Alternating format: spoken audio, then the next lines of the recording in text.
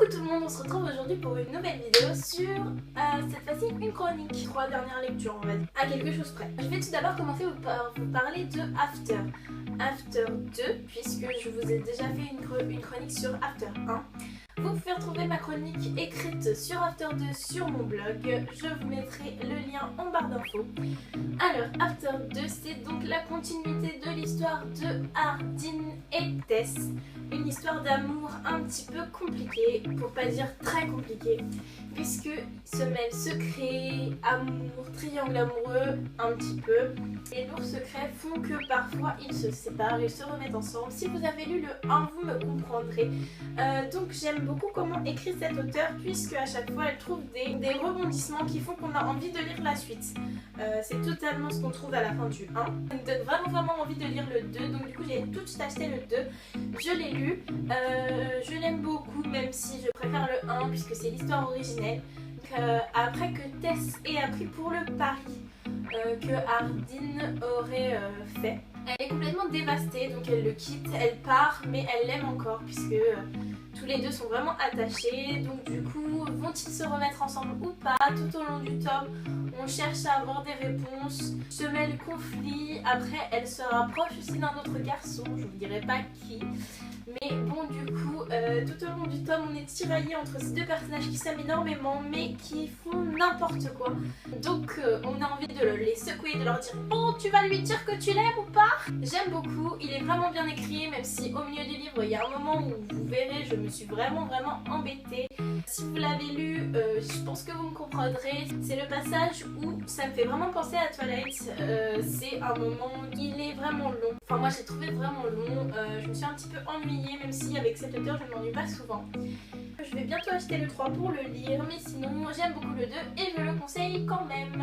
Passons maintenant à un autre livre que j'ai lu pendant les vacances. Je l'ai trouvé tout à fait par hasard à la FNAC juste avant de partir prendre mon train. C'est Did I Mention I Need You. C'est le tome 2 d'une série. Le tome 3 sort en novembre, pour mon anniversaire. Moi j'ai commencé par le 2 tout simplement parce que j'ai lu le résumé du 2 avant de lire le résumé du 1. Donc du coup je suis tombée sous le charme du 2 avant, et vu que j'avais lu le résumé, je pensais connaître vraiment l'histoire du 1, donc je me suis dit c'est pas la peine que je le lise. Et franchement, après avoir lu le 2, je me dis que finalement peut-être je vais lire le 1. C'est l'histoire d'un demi-frère et d'une demi-sœur qui sont tombés follement amoureux. Seulement, ils se sont dit que ce n'était pas possible puisque Taylor, sa mère, est la femme de père d'Eden. Ce tome 2 se passe 2 ans après. Passion sera-t-elle toujours au rendez-vous? Eden doit retrouver son demi-frère à New York. Eden a beaucoup d'espoir pour cette rencontre puisqu'ils ne sont plus aussi proches qu'avant. Ils se téléphonent mais c'est vraiment pas pareil. Taylor, on ne connaît pas trop son point de vue avant de le rencontrer. J'ai beaucoup aimé ce livre, je le conseille notamment aux ados 13-14 ans. Il y a une belle histoire d'amour dedans. Pendant donc Eden retrouve son demi-frère dont elle a encore un petit peu de sentiment pour lui, elle le dit. Mais elle sort avec Dean, un de ses plus chers amis, le meilleur ami de Taylor, donc ça va vraiment mettre le bazar. Il va y avoir plein de rebondissements et donc dans ces quelques semaines à New York, on assiste à tout un remue-ménage. Je vous laisse découvrir la suite. Vous retrouverez bientôt la chronique du 2, en tout cas sur mon blog. Et voici maintenant ma vraiment dernière lecture. Je vous en ai parlé, je crois. C'est Dis-moi que tu m'aimes. J'ai en tout cas parlé sur la page Facebook. Je sais pas si c'est une écrivaine ou un écrivain parce que c'est Francisco de Paula Fernandez. Bref, c'est d'une écriture espagnole. Donc, c'est-à-dire que c'est un livre qui ne correspond pas vraiment aux mœurs avec lesquelles on a l'habitude de les lire. Il y a plein de points de vue. Dans le livre, on a quasiment une fois au moins le point de vue de chaque personnage avec lequel on a été un petit peu attaché. Pour l'histoire, c'est l'histoire de Paula, une jeune fille de 17 ans, enfin presque 17 ans, puisqu'à la fin du livre, elle obtient enfin ses 17 ans.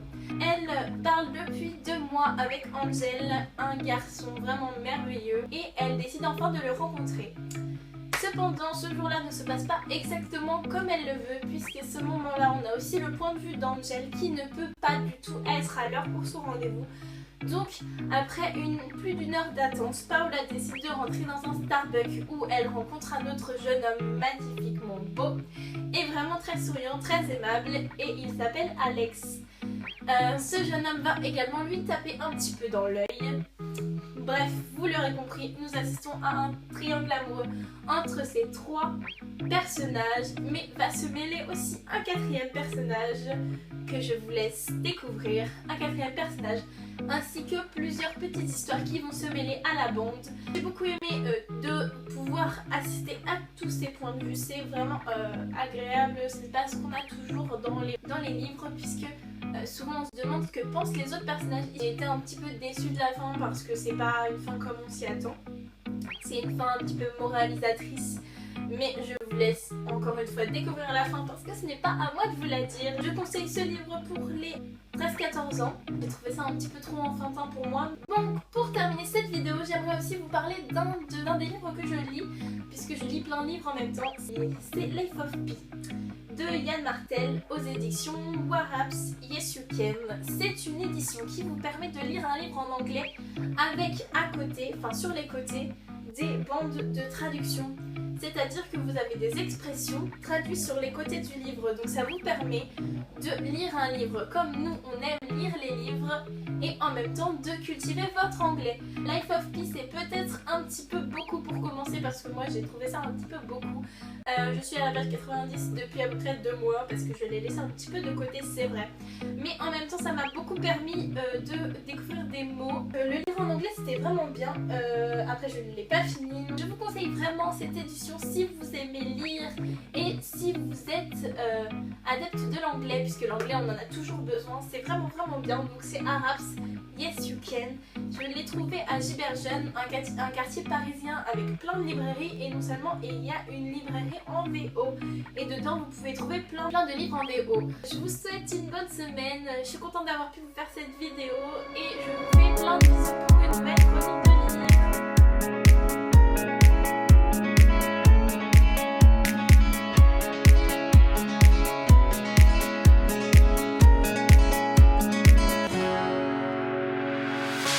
The sun